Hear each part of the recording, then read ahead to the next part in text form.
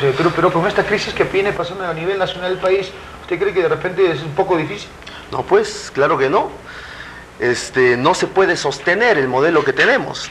Es un modelo expoliatorio, es un modelo donde la carga tributaria le mete la mano a la gente al bolsillo y se la saca obligadamente. Fíjese usted... Pero lamentablemente los peruanos, si nos involucramos en este aspecto, somos demasiado conformistas. ¿Usted lo cree? Yo tengo mis dudas. Yo no creo que los peruanos sean conformistas. Lo que yo creo es que hay mucha clase política que es abusiva y quizás conformista. Digamos, el derrotismo económico no lo tiene por qué tener el peruano. Fíjate tú, muchos años atrás hemos sido la civilización más espléndida de este lado del mundo. Llegaron los españoles y el Perú seguía siendo el país más importante de América Latina, era el virreinato principal. Obviamente que si se quiere levantar el país con este tipo de tratados de libre comercio, tampoco yo creo que es favorable para los sectores más alejados de la región o de todo del sur del país. Bueno, yo creo que eso es discutible, fíjate tú, porque Chile es un país que ha firmado tratados de libre comercio con casi todo el mundo, claro, y lo ha hecho hace muchos años. Y fíjate tú cuántos años nos lleva ahora.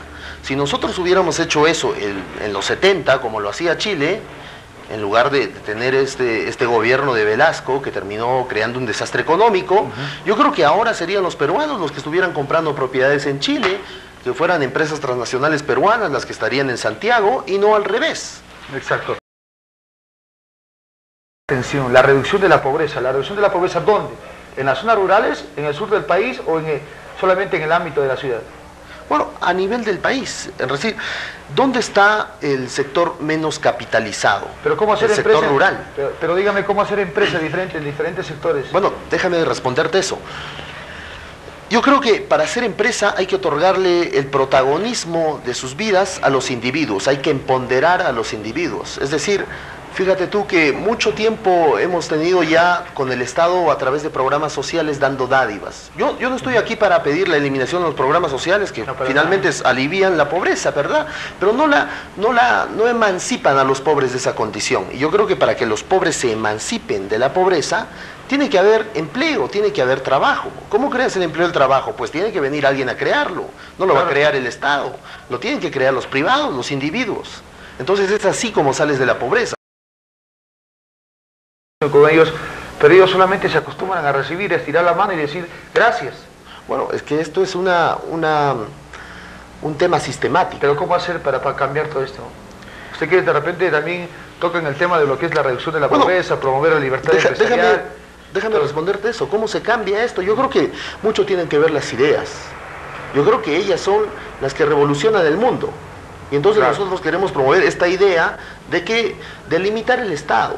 Porque fíjate tú, yo honestamente ya estoy como muy molesto con la clase política. Es decir, ¿y cómo tienen protagonismo los políticos? Porque el Estado es muy grande.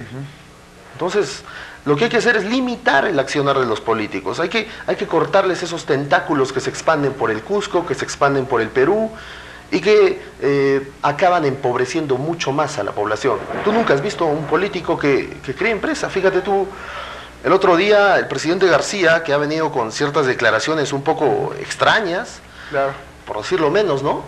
Comparaba el patriotismo con el pago de impuestos.